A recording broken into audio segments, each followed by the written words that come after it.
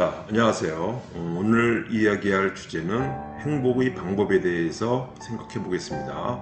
참고할 서적은 나는 내가 행복했으면 좋겠어입니다. 이 책의 저자는 앨릭스 파머입니다. 언제 어디서든 행복해지는 방법을 연구하고 실천하는 행복 탐험가, 뉴욕타임스가 선정한 베스트셀러 저자이며 언론인입니다. 여행, 역사, 문화, 심리, 과학 등 다양한 분야의 사실을 발굴하고 글로 옮깁니다. 저서로는 산타클로스맨, 신기한 백과사전, 대안적 사실들, 문학의 모든 것 등이 있습니다. 여러분은 행복해지기를 바랄 것입니다. 어떻게 하면 행복해질까요? 여기 다양한 내용이 있으니까 참고하기 바랍니다. 맛있는 음식이나 운동 같은 형태로 즉각적인 욕구를 충족한다 해도 진정한 장기적 행복으로 이어지지가 않습니다. 순간적이겠죠? 발달 심리학자 앨런 워터먼이 지적한 것처럼 행복이란 인생에서 갈망하고 가질 가치가 있다고 여기는 것으로 나아가는 상태다. 추구하는 상태입니다. 예를 들겠습니다. 달리기를 연습을 빼먹고 햄버거를 사 먹기 좋아하는 아마추어 러너보다는 꾸준히 연습하는 마라톤 선수가 장기적으로 더 높은 행복 수준을 달성할 수 있다는 뜻입니다. 저자는 누구나 가끔 자신에게 던져야 할 기본적인 질문이라고 합니다. 매번 선생님이 얘기합니다. 어떤 목적을 설정하고 자신의 어떤 그 가치관도 설정해야 된다는 게 매우 중요하다는 얘기를 매번 많이 했습니다. 여기 한번 보세요.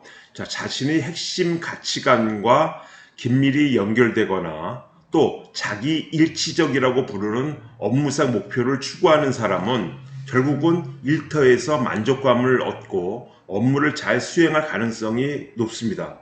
자신의 관심사와 비슷한 목표를 추구하는 사람은 그 목표를 달성하는데 더욱 지속적으로 노력을 기울이고 그 목표를 달성할 때 더 큰 행복감을 느낀다고 합니다. 결국 뭐냐면 자신의 관심사와 비슷한 목표를 추구해야 된다는 거죠. 그래서 당신이 현재 맡은 프로젝트가 있다면 우리 학생들한테는 당연히 공부가 되겠죠. 그것을 왜 진행하고 있는지, 내가 왜 공부를 하는지, 지금 하는 일을 왜 하고 있는지를 꼭 물어보기 바랍니다. 그 일을 사랑해서 또는 자신의 정체성과 일치한다고 느껴서가 아니라면 결국은 하기 싫은데 억지로 하는 일이 될 것입니다. 행복 전문가 숀 에이커는 단 2분을 투자해 다음 4가지 아주 간단한 활동을 해보기만 해도 장기적으로 행복감을 높일 수 있다고 합니다. 첫 번째는 지난 24시간 동안 의미 있는 경험 1가지를 써보는 겁니다. 두 번째, 감사한 마음이 드는 일 3가지를 써봅니다.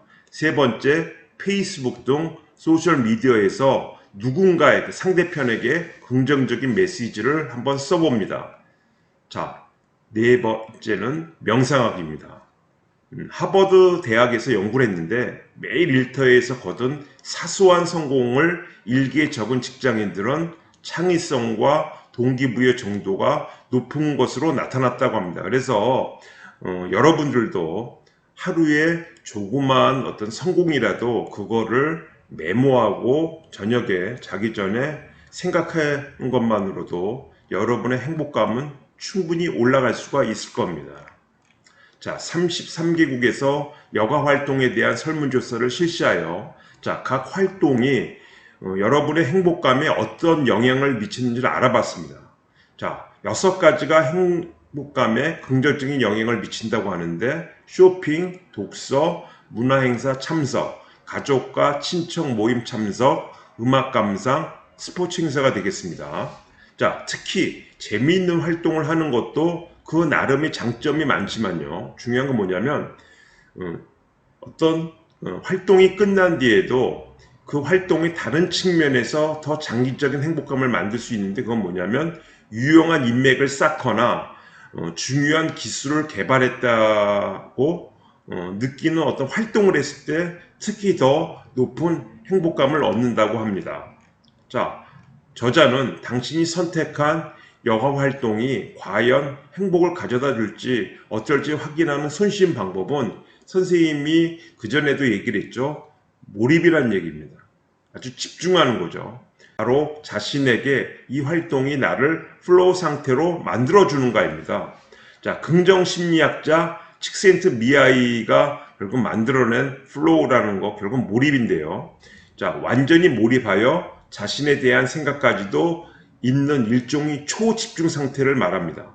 자, 그런 상태에서는요, 시간이 당연히 순살같이 가고, 그럴 때 당신은 무아지경에 빠지고 매우 행복감을 느낀다고 합니다. 몸이 저절로 움직이듯 하는 상태에 이른다고 하는데, 자, 그 상태가 되면 상당히 행복해지고요. 자신감을 갖게 된다고 합니다. 자, 산만한 상태에서보다 더 창의적인 일을 해낼 수 있고 효율적이며 긍정적으로 일에 임할 수 있다고 합니다.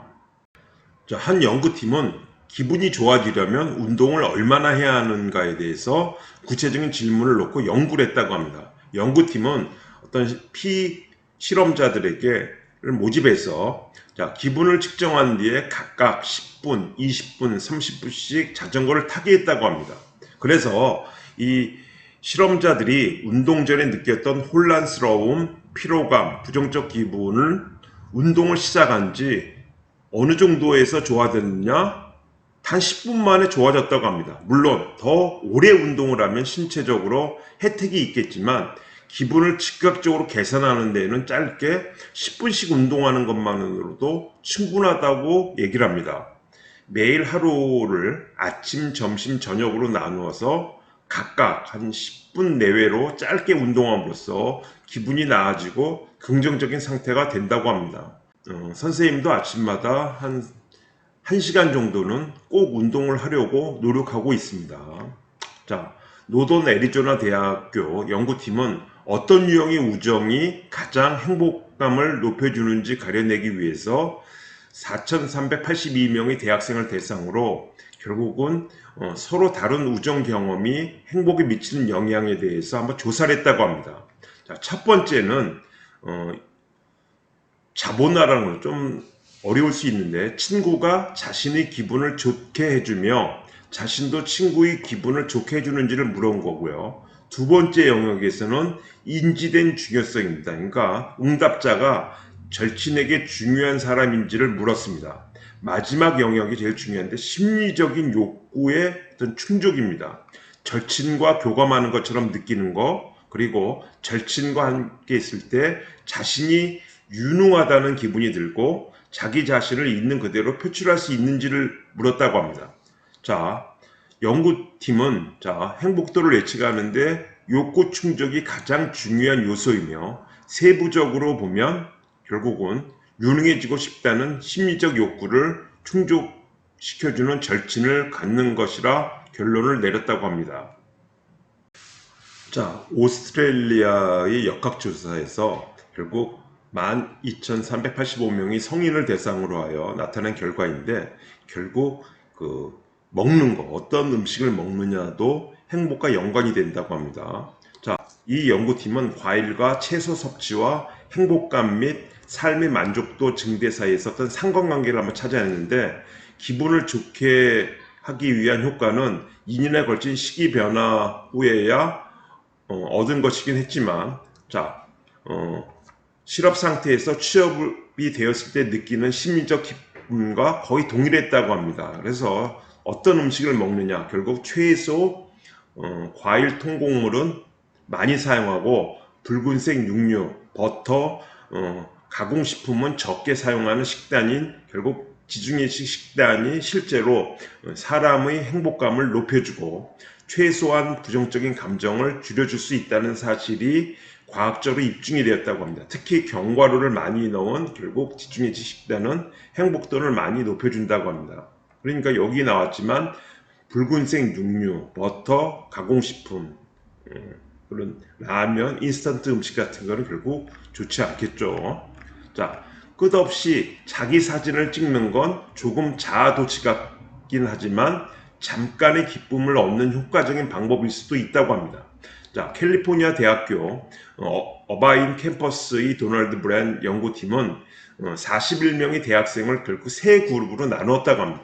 첫 번째 그룹은 하루에 한 번씩 웃는 모습으로 셀카를 찍게 하고, 두 번째 그룹은 자신을 행복하게 해주는 대상을 찍게 했으며, 세 번째 그룹은 다른 사람에게 행복감을 전해줄 무언가 사진을 찍어 그 사진을 보냈다고 합니다.